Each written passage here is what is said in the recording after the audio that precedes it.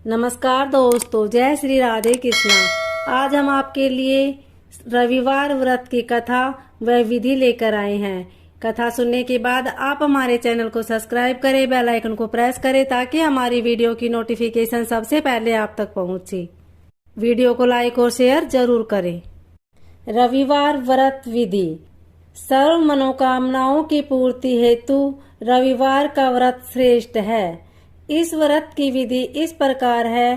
प्रातःकाल स्नान आदि से निर्वित हो स्वच्छ वस्त्र धारण करे, शांत चित्त होकर परमात्मा का स्मरण करे। भोजन एक समय से अधिक नहीं करना चाहिए। भोजन तथा फलाहार सूर्य के प्रकाश रहते ही कर लेना चाहिए। यदि निराहार रहने पर सूर्य छिप जाए तो दूसरे दिन सूर्य उदय हो जाने पर अर्घ देने के बाद ही भोजन करें। व्रत के अंत में व्रत कथा सुननी चाहिए। व्रत के दिन नमकीन तेल युक्त भोजन कदापि ग्रहण न करें। इस व्रत के करने से मान सम्मान बढ़ता है तथा शत्रुओं का क्षय होता है।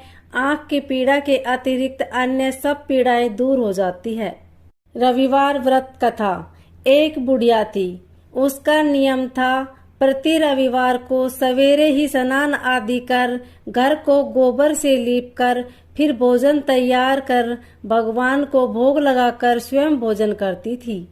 ऐसा व्रत करने से उसका घर अनेक प्रकार के धन धान्य से पूर्ण था। श्री हरि की कृपा से घर में किसी प्रकार का विघ्न नहीं था, विघ्न या दुख नहीं था। सब प्रकार से घर में आनंद रहता था।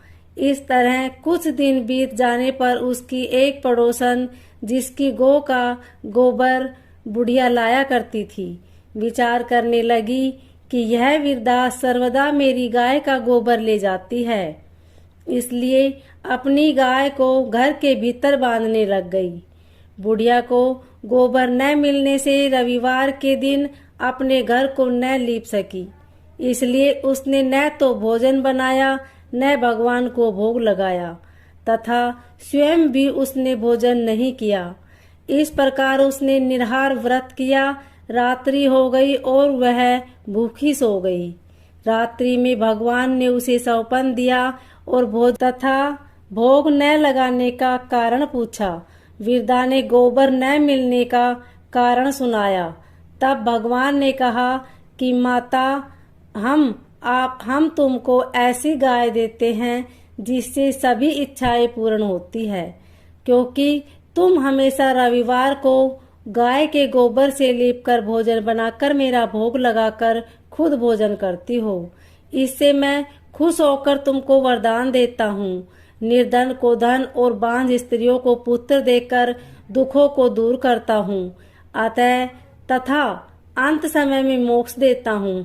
सौपन में ऐसा वरदान देकर भगवान तो अंतर्ध्यान हो गए और वृद्धा की आँख खुली तो वह देखती है कि आंगन में एक अति सुंदर गौ और बछड़ा बंधे हुए हैं। वह गाय और बछड़े को देखकर अति प्रसन्न हुई और उसको घर के बाहर बांध दिया और वही खाने को चारा डाल दिया। जब उसकी पड़ोसन बुढ़िया ने घर के बाहर एक अति सुंदर गाय और बछड़े को देखा तो द्वेष के कारण उसका हृदय जल उठा और उसने देखा कि गाय ने सोने का गोबर किया है, तो वह उस गाय का गोबर ले गई और अपनी गाय का गोबर उसकी जगह रख गई। वह नित्य प्रति ऐसा ही और सीधी सादी बुढ़िया को इसकी खबर नहीं होने दी। तब सर्वव्यापी ईश्वर ने सोचा कि चालाक पड़ोसन के कर्म से बुढ़िया ठगी जा रही है, तो ईश्वर ने संध्या के समय अपनी माया से बड़े जोर की आंधी चला दी। बुढ़िया ने आंधी के भय से अपनी गाय को भीतर बांध लिया। प्रातःकाल जब बुढ़िया ने देखा कि गौ ने सोने का गोबर दिया है, तो उसके आश्चर्य की सीमा न रही और वह प्रतिदिन गौ को घर के भीतर ही बांधने लगी। उधर पड़ोसन ने देखा कि बुढ़िया गौ को घर के भीतर बांधने लगी है और उसका सोने का गोबर उठाने का दाव नहीं चलता। तो वह ईर्ष्या से जल उठी और कुछ उपाय न देख पड़ोसन ने उसे देश के राजा की सभा में जाकर कहा, महाराज, मेरे पड़ोस में एक वृद्धा के पास ऐसा गऊ है जो आप जैसे राजाओं के ही योग्य है। वह नित्य सोने का गोबर देती है। आप उस सोने से प्रजा का पालन कीजिए। वह वृद्धा इतने सोने का क्या करेगी। राजा ने यह बात सुनकर अपने दूतों को वृद्धा के घर से गऊ लाने की आज्ञा दी। वृद्धा प्रातः ईश्वर का भोग लगा भोजन ग्रहण करने जा ही रही थी कि राजा के कर्मचारी गऊ खोलकर ले गए।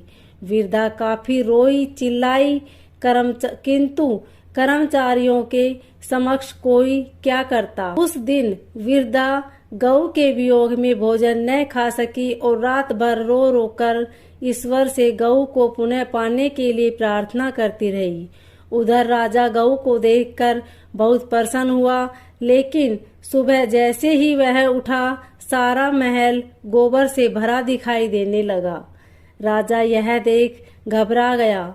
भगवान ने रात्रि में राजा को स्वप्न में कहा कि हे राजा, गाय वृद्धा को लौटाने में ही तेरा भला है।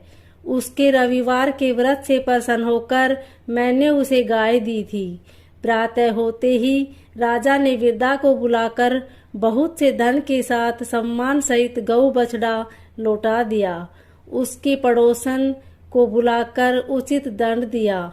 इतना करने के बाद राजा के महल से गंदगी दूर हुई। उसी दिन से राजा ने नगरवासियों को आदेश दिया कि राज्य की तथा अपनी समस्त मनोकामनाओं की पूर्ति के लिए रविवार का व्रत रखा करो।